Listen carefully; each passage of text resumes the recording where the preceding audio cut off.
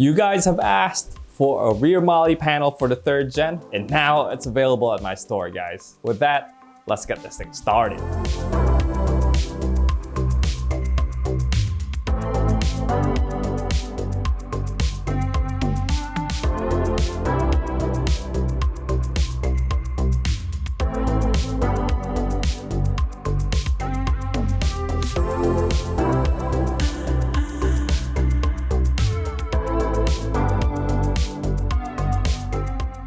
So today, we're going to be working on my friend Sergio's 3rd gen. It's a beautiful TRD off-road and one of the rare manual transmissions. Now you guys will definitely see more 3rd gen content this channel, so make sure you smash that like and subscribe button already. Before we get to work, I just want to highlight one of you guys. Eric S. recently installed one of the overhead Molle panels for his long travel 2nd gen. He has the first direct adapter for the 8-gang aux beam to control his lighting systems and other electronics. And then I also gave him an extra one so that he can mount his ham radio interface right on that overhead Molle panel as well. And it looks so good. So if you guys have any requests for adapting any of your electronic equipment to the overhead Molle panel or the rear Molle panel, please send us an email because we definitely would love to work with you. Now with that, let's get to the truck. All right guys, so here we are at the back seat of the 3rd gen. You can see we have the seat folded down. I have the headrest resting on the bottom side. And now we have this whole back panel section completely exposed. I was reading something online that these back panels should be removable even though we have this seat back folded down. So we'll try that first and see how well that works out. Because these are essentially just held down by plastic clips. And we also do have, I think, 3 10mm bolts on this side and 2 10mm bolts on that side. So we'll start with the driver's side.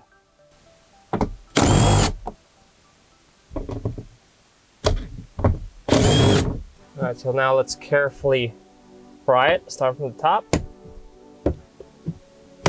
There we go. I've lifted that corner up. There we go. Pop that out. And that should be mostly free.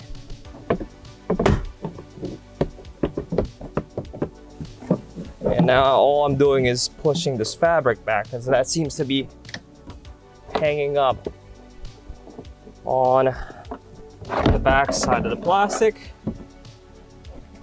And that's it. Now let's repeat the same thing on the passenger side. We got 1, 2, 3 bolts to undo. Let's do that now.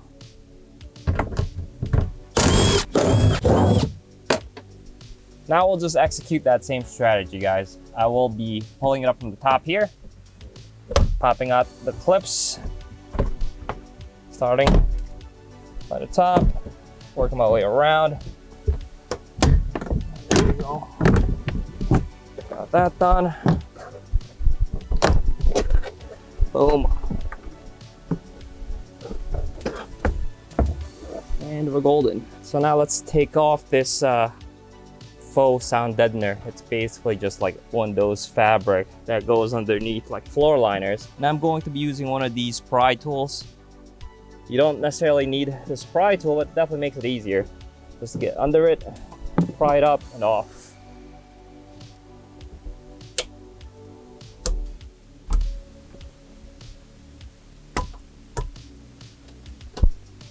All right. If you guys want one of these pry tools, I'll definitely link it in the description below. Now let's undo these seat brackets that you see here with a 12mm socket.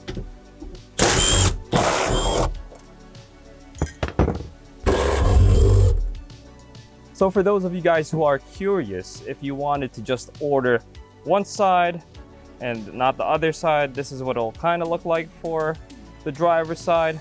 So you can see you have a lot more real estate. If you just want the passenger side, this is what it will look like. All right guys, so here we are on the driver's side.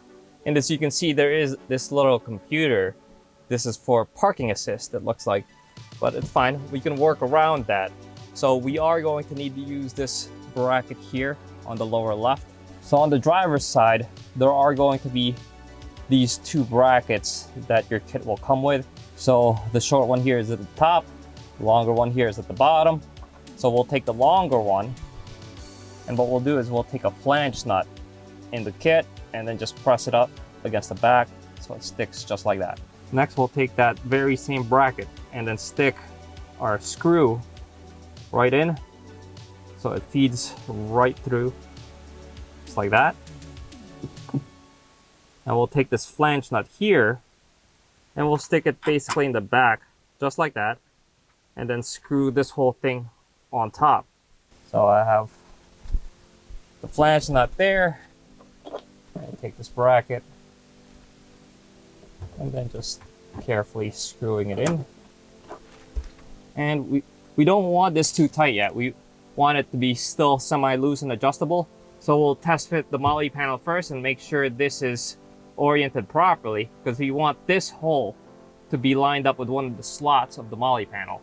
Now we'll basically take our Molle panel and just fit her right up on there. Get those holes lined up. And all I'm doing is finger tightening this for now.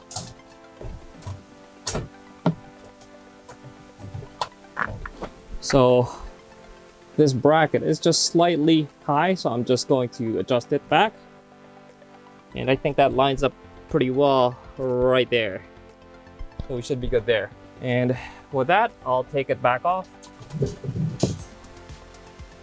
And we can also just hold this tightly on there so it doesn't shift, and then just tighten down that screw.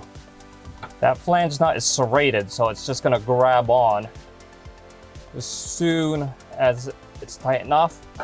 And that's good, that's snug, it's not moving anywhere. So there is an extra bracket that is typically mounted behind this thing, but this is actually blocking it, so we're not gonna use it, and it should still be stiff enough anyway. And here's a quick recap of that. And this bracket goes in this orientation like this. So we'll stick our finger back here again, and then we'll put this screw in. So now let's put the Molle panel back on.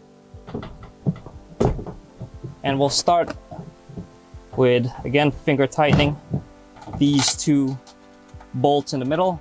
Then we can take our screw and also just finger tighten that on there. Now we have the screw there and these two bolts up top.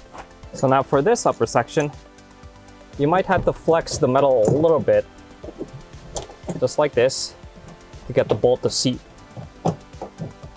Now we'll do the other side. Now we have one more bracket, and this hooks on the hole there, and it lines up with this upper slot here. So for that, we're doing the same thing. We're taking a flange nut in the back, lining it up with the hole, and then feeding this screw through the front.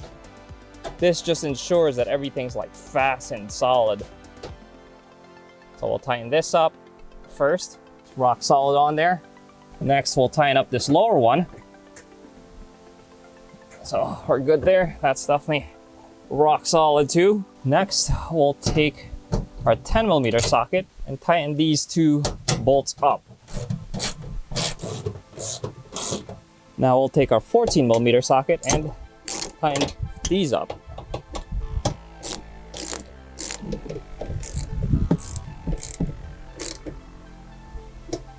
Look at that, solid.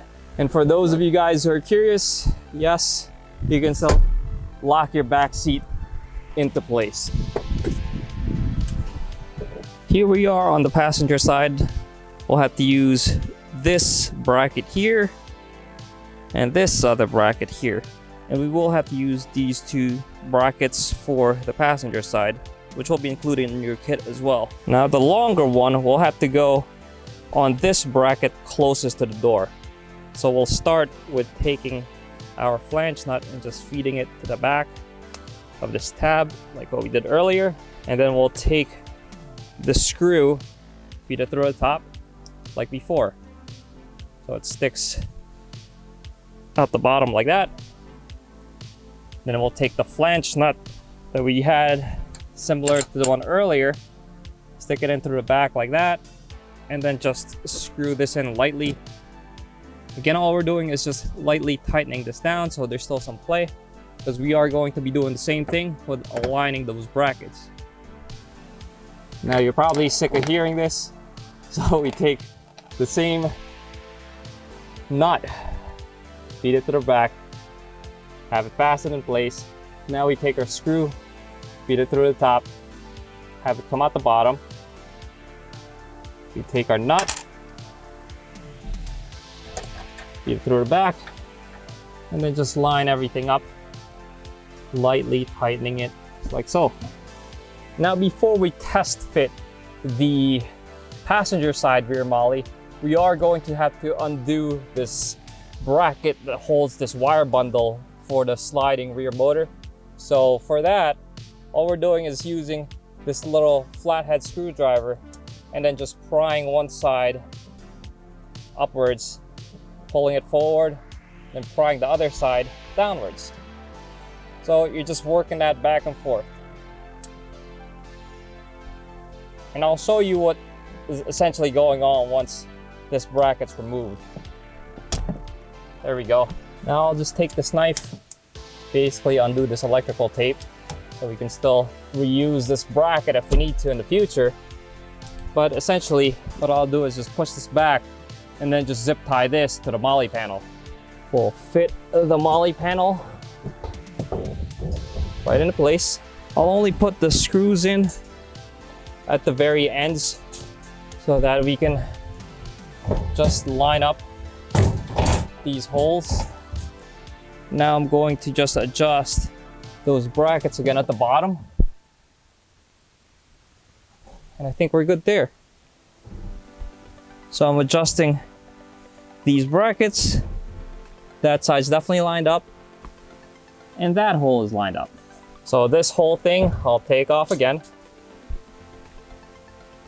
And we'll tighten up these two lower brackets,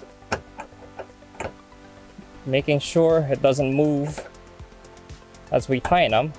There we go. And this time we'll take a different approach. We'll fasten the top section first. We'll start at this far end here. I got one in. Second in, and these are just finger tightened for now. What we can do here is basically just pull this down a little bit so we can get this lower bolt in, and same thing with this side. That's it. And we'll also mount this last screw into this middle portion. And similarly, on this side, we'll throw on this upper corner bracket. And we have a nut in the back. Now we'll put this screw in the front.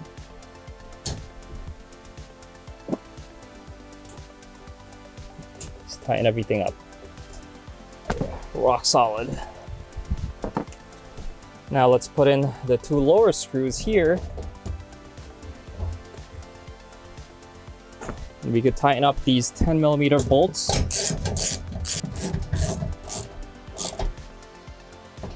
We can also tighten up these two 12mm bolts up here.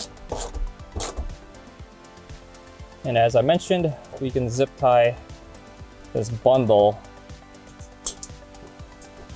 right onto the molle panel to prevent it from rattling.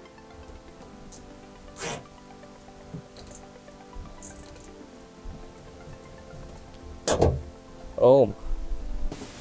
Again, for those of you guys curious, there's the molle panel behind the seat. Now that freaking looks great, guys. Let me know what you guys think in the comments below. And as usual, let's throw some accessories on this bad boy and hit this with some B-roll.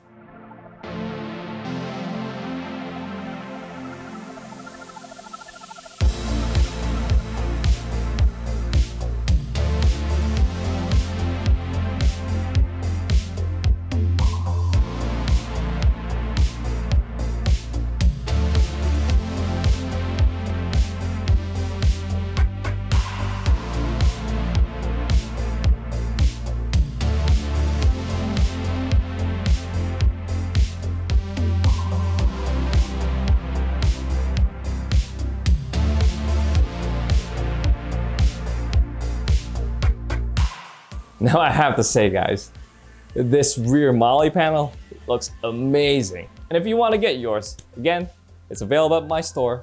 Go to store.kflow-crib.com. Now I would recommend, while those rear panels are off, to throw down some sound deadeners to further reduce the road noise into the cab. But that's really up to you guys, because if you do have your rear seats up most of the time, then you could probably get away without all that extra noise insulation. Now we are working on an optional cover for that rear actuator and cable in order to protect it further if you guys want. So stay tuned on that. If you guys have any accessory ideas you want to recommend for this rear Molle panel or the overhead Molle panel for the second gen, please leave it down in the comment section below. We definitely read all your comments and would love to implement them. We do have many more mods that we want to do for the second and third gen. So make sure you smash that like, subscribe, and hit that bell too while you're at it. And that's all we got for today, guys. If you have any questions, please leave them in the comment section below. And let me know what your thoughts are also of this rear Molle panel for the third gen. So until next time, guys, peace out.